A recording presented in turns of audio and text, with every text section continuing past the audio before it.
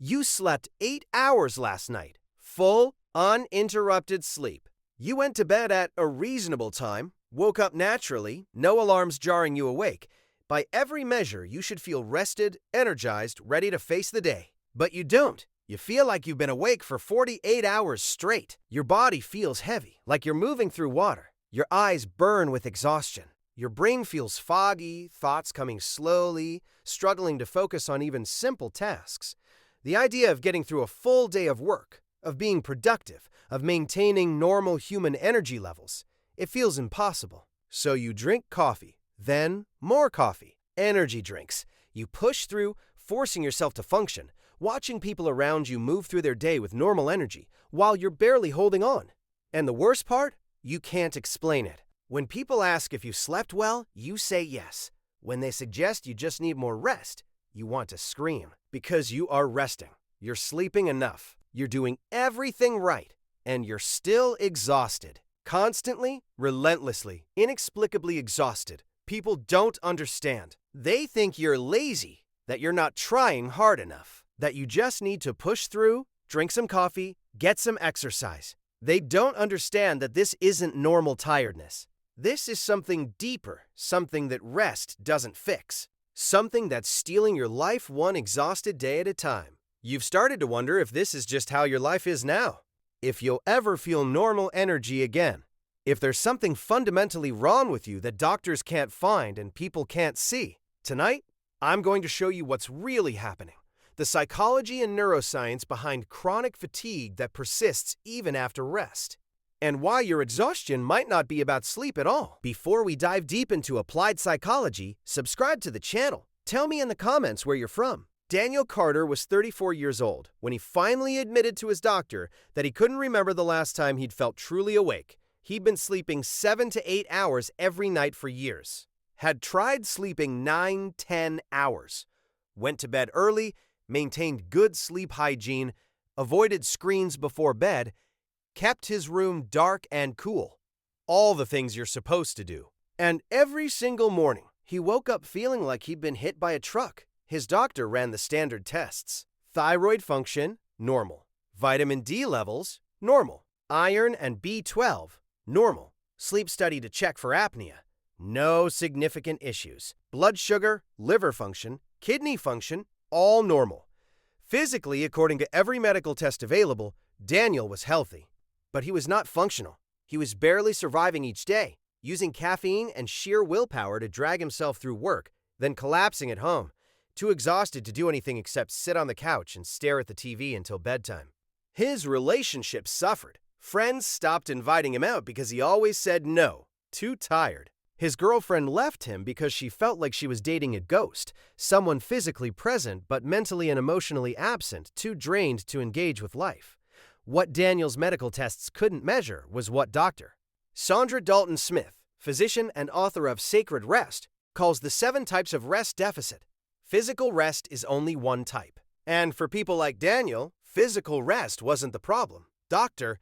Dalton Smith's research identifies that humans need 7 distinct types of rest: physical, mental, sensory, creative, emotional, social, and spiritual.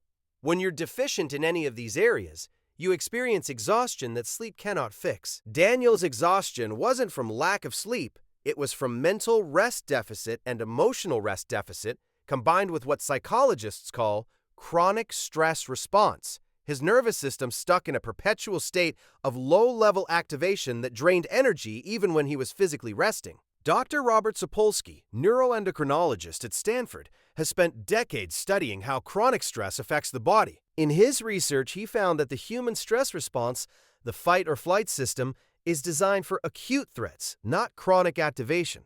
When your body is constantly releasing cortisol and adrenaline, even at low levels, it's like running a car engine at high RPM continuously. Eventually, the system exhausts itself. Daniel's job as a software project manager meant constant deadlines, constant problem solving, constant decision-making, constant context switching between tasks and meetings. His brain never got to rest even when his body was sleeping.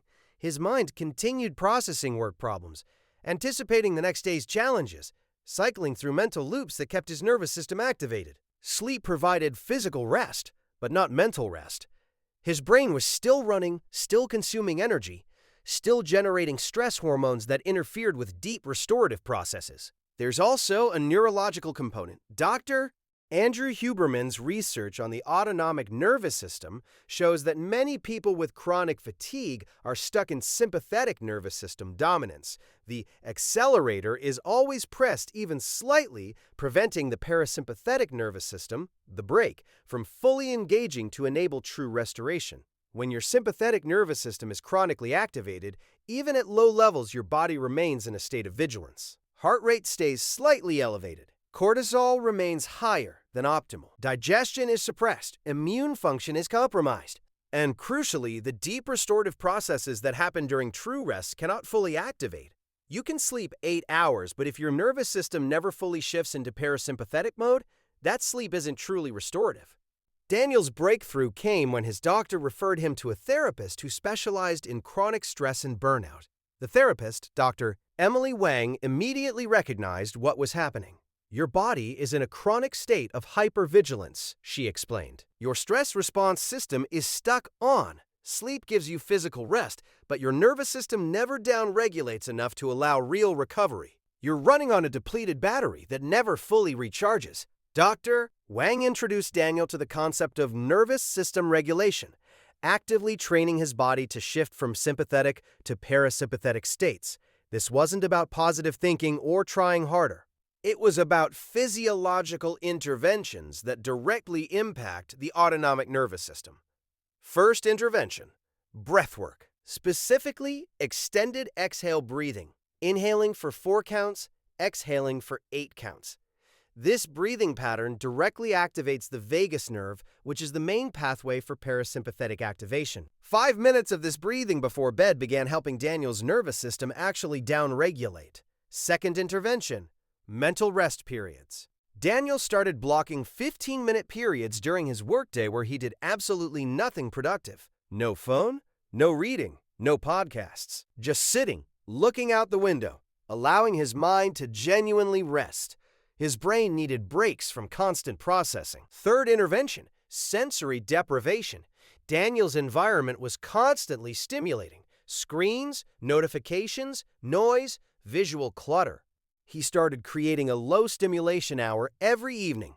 Dim lights, no screens, minimal sound, giving his sensory processing systems time to recover. Fourth intervention, emotional processing. Daniel had been suppressing emotions for years, viewing them as distractions from productivity. But suppressed emotions require energy to keep suppressed.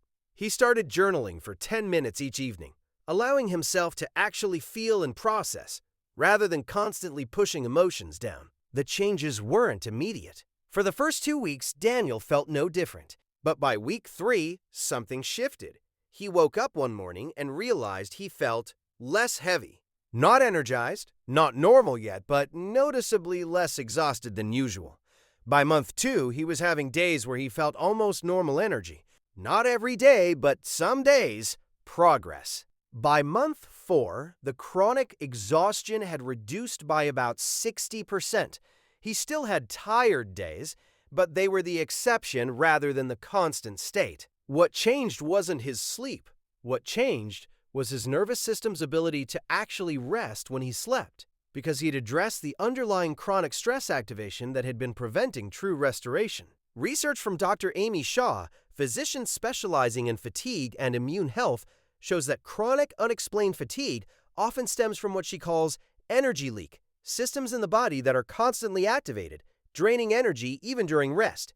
Common culprits: chronic inflammation from poor gut health, mitochondrial dysfunction from chronic stress, hormonal dysregulation from circadian rhythm disruption, and nervous system dysregulation from unprocessed trauma or chronic anxiety. For many people, fixing chronic fatigue isn't about sleeping more. It's about identifying and addressing the energy leaks that prevent rest from being restorative. Daniel also discovered something crucial. His chronic fatigue had psychological roots beyond just stress. Through therapy, he realized he'd been operating from a deep belief that his worth was tied to productivity. Resting felt like failure. Slowing down felt like weakness. His mind wouldn't allow true rest because rest conflicted with his identity as someone who was always achieving, always productive, always on. This psychological pattern, the inability to give yourself permission to truly rest, is incredibly common in high-functioning people with chronic fatigue. Your body might be in bed, but your mind is still running achievement loops, still planning, still trying to optimize and improve and accomplish.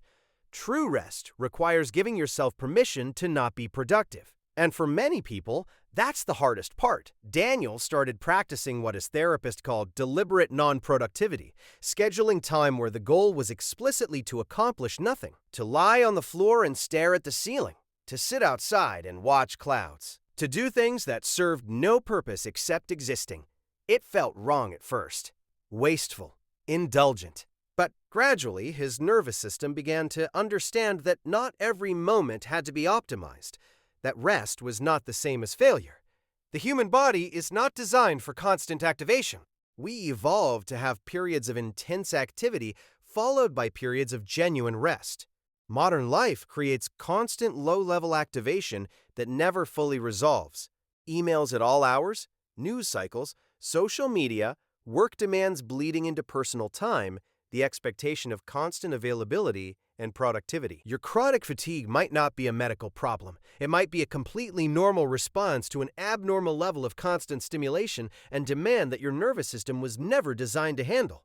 If you feel tired all the time despite sleeping enough, ask yourself, am I getting true rest? Not just physical sleep, but mental rest, emotional rest, sensory rest? Is my nervous system ever fully down-regulating, or am I in a state of perpetual low-level stress activation? The solution isn't sleeping more. It's addressing the systems that prevent your rest from being restorative, regulating your nervous system, processing your emotions instead of suppressing them, creating genuine mental breaks, reducing sensory overload, and critically, giving yourself permission to rest without guilt or the need to constantly optimize. Daniel is 37 now. He still works as a project manager, still has stressful days. But he's no longer chronically exhausted. He's learned to recognize when his nervous system needs regulation, when his mind needs actual rest, when his capacity is depleted and pushing through will only create more deficit. He's learned that rest is not weakness, that his worth isn't determined by constant productivity, that sometimes the most important thing he can do is nothing at all. Your exhaustion is real, it's valid, and it's not your fault. But it might not be about sleep. It might be about giving your entire system, nervous, mental, emotional, the permission and the conditions it needs to actually restore. And that's the end of our experience. If you enjoyed the video, please leave a like. It's very important for us to know the truth. Be honest in the comments, leaving creative suggestions so we can improve the quality of our content more and more. Comment where you're from. Check out the video on the screen. I'm sure you'll like it. See you in a few seconds. We are Applied Psychology, and this is our contribution. Subscribe.